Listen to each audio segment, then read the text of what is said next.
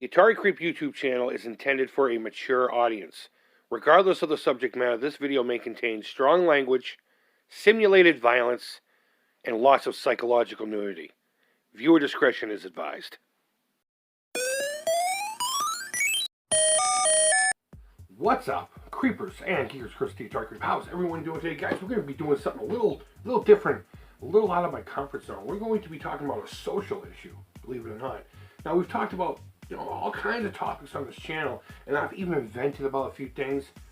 But this video is different in that it was technically the first legit topic that someone has reached out to me and said, "Hey, Creep, Chris, would you mind speaking upon this so we can shed some light on it and maybe get a little more awareness out there to people who may or may not realize this or understand it." And I'll be honest with you, after reading some of the stuff, I would never have put the two and two together. And I'm glad he did get a hold of me.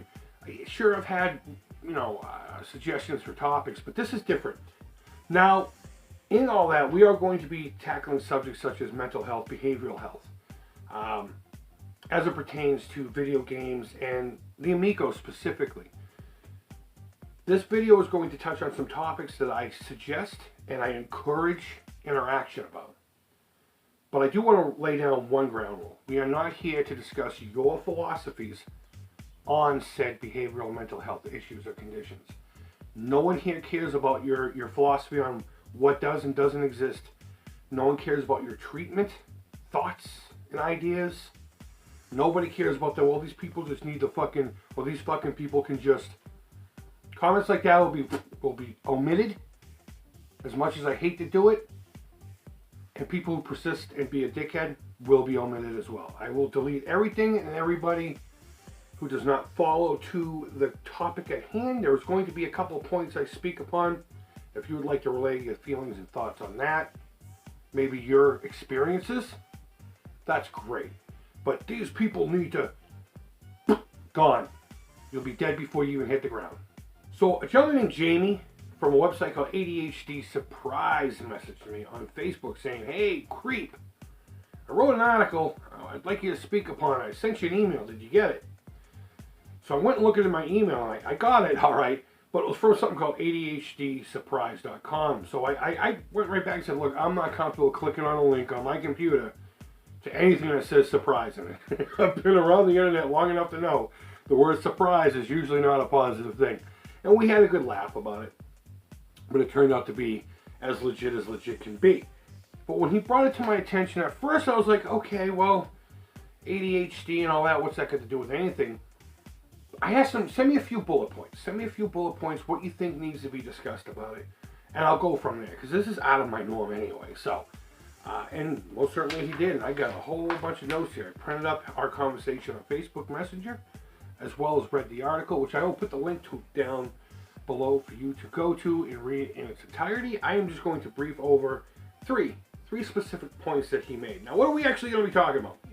Common parts of ADHD that the Amico can actually help with. Yes, this individual is claiming that the Amico itself as a video game console can actually help people with ADHD.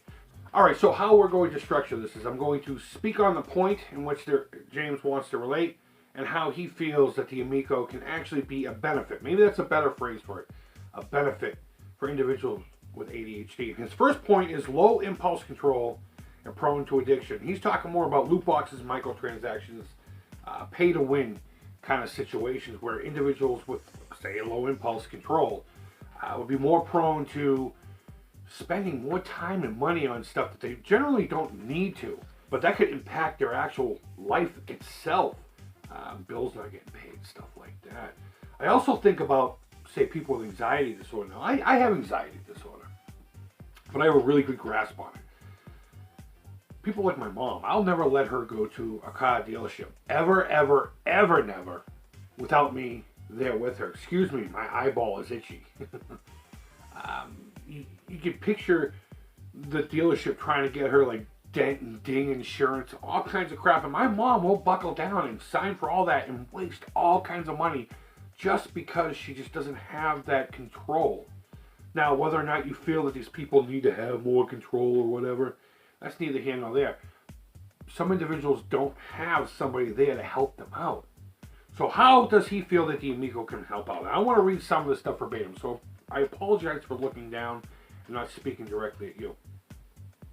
Obviously, the Amico not having any of these extra hidden costs or any DLCs or anything like that. There's nothing for them to have to worry about as far as getting sucked into something like that. No in-app advertising, no overstimulus with all this stuff, or fear of missing out, so to speak. I would assume that would fall in here. Can you imagine having a condition as such, and it's coming at you left and right? Next thing you know, at the end of the day, the end of the month, you're looking at your bank accounts, and you're looking at the time you've spent. All of that's gone, and it's all because you just cannot control certain aspects of your life. And here we have a console that's not going to offer all that. He even speaks about mobile gaming as well, in-app purchases and stuff like that, and how predatory a lot of that really is. And he actually specifically uses it. These systems prey on folks with low impulse control. It's a predatory system. So I think that's a really great point. I think that's a really great point. And we could apply that to pretty much a whole number of different issues within the behavioral mental health realm. And just some people's behavior to begin with. Point number 2, hyperfocus. A state in which you could be locked onto something for hours. And even if someone's calling your name, you're not there anymore. You're not there. This one I have a lot of experience with. We have an individual in the house that you put something in front of her, book, her phone, TV, trying to get their attention from feet away. I mean, my cell phone, I can almost touch you. You're that close, you literally have to touch her shoulder or grab the thing out of her hand. And then they just do the whole, oh my goodness, hello. It's like you brought them back to earth. They took them out of a hypnotic state. So he goes on to say, this is where we seem to zone out because we are so intensely focused on something that we may not even hear you call our name. This can last for hours and may occur on a daily basis. So how is the Amico going to help? And the next point kind of actually filters into this, but we'll get to that here in a second. And I want to read some of these verbatim. Again, I apologize for looking down. By not having these immersive type games, it requires many hours of play. What he's basically saying there is you get the PlayStation games and you have your Xbox games, and even so much the Nintendo games, a lot of them. There's such long, drawn-out, immersive experiences that can enable that for somebody who doesn't have someone around to help them out and say, hey, you know, Jim, you've been on the game for a little while. Maybe we should take a break so you can, I don't know, do something to stay alive, like have food, maybe shower, maybe go for a walk, you know, whatever it is. Whatever it is. Whereas these games are designed to be just fun, short-lived little games. And they will have, and we'll talk about this more in the next topic, but they'll have natural breaks built into them just by design. So just jumping directly into point number 3, time blindness. Picture, all right, we've all done it. My live streams on Sunday nights. I can't believe sometimes an hour goes by as quick as it does. I play a couple rounds of a game, I look down, it's like, oh my God, the hour's almost up. That's common for everybody, but can you imagine losing days? Can you imagine losing days just simply because of the last point, hyperfocus?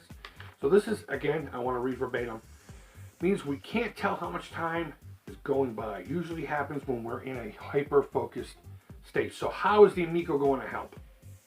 Again, having shorter games. They're easy to walk away from.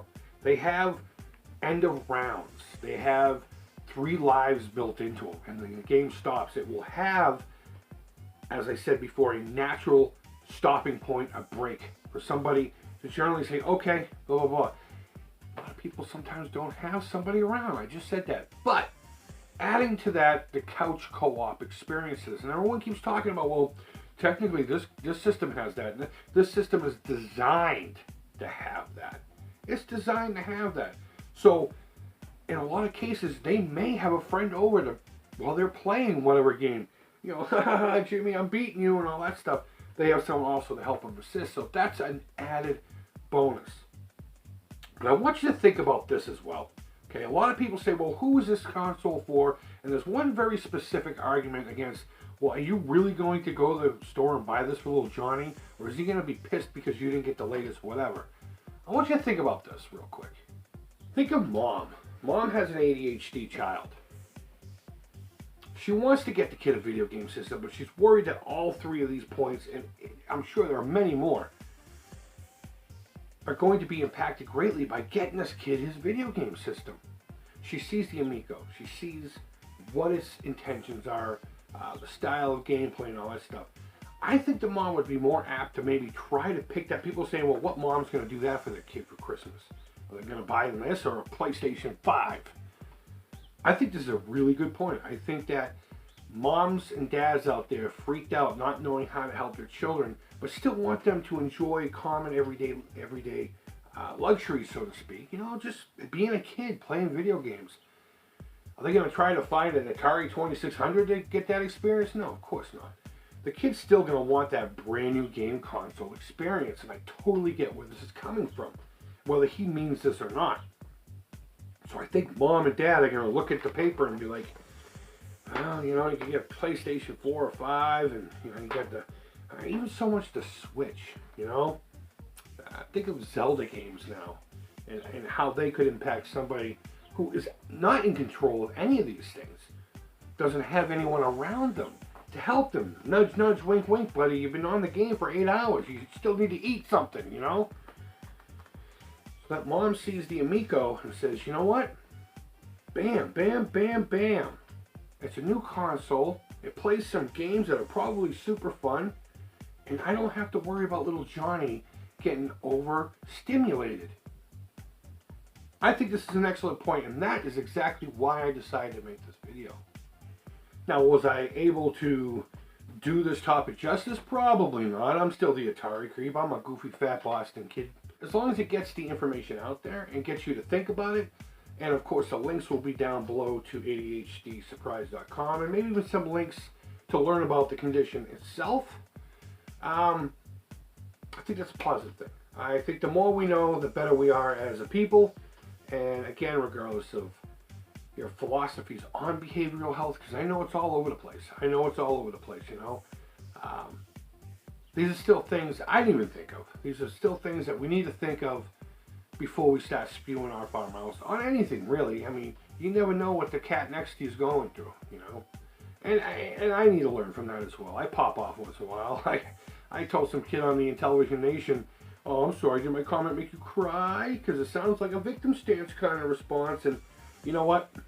Even I have a lot to learn from all of this stuff. But I don't know, regardless, guys, let me know what you think down in the comments below. Again, keep it to topic and keep it respectful. Please, I beg you. Any other time, tell everyone to go fuck their mothers. Certain topics, come on. Just be a grown person. Be a little respectful.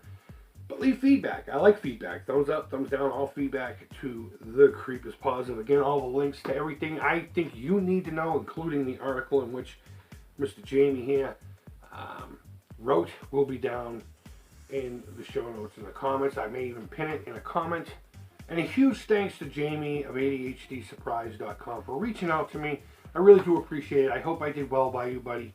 And thank you for watching. As always, I can't say that enough, and I know I say that in almost every video. I say it multiple times, but I cannot say it enough. Thank you all so much for coming by and dealing with the shit show that is the Atari Creep. And I appreciate each and every one of you, whether you like me or not. Believe it or not, I enjoy every single one of you guys, and of course the interaction, positive and negative. I mean this. I fucking mean this. So guys, I hope you're doing well. I hope you and your family are well. Hang in there. Hopefully we're almost over. I guess we're right there at that plateau where hopefully we're starting to go down. I don't know. I'm not a doctor, so I couldn't tell you either way. But I hope you are doing well. Until next time, take care. Creep it real.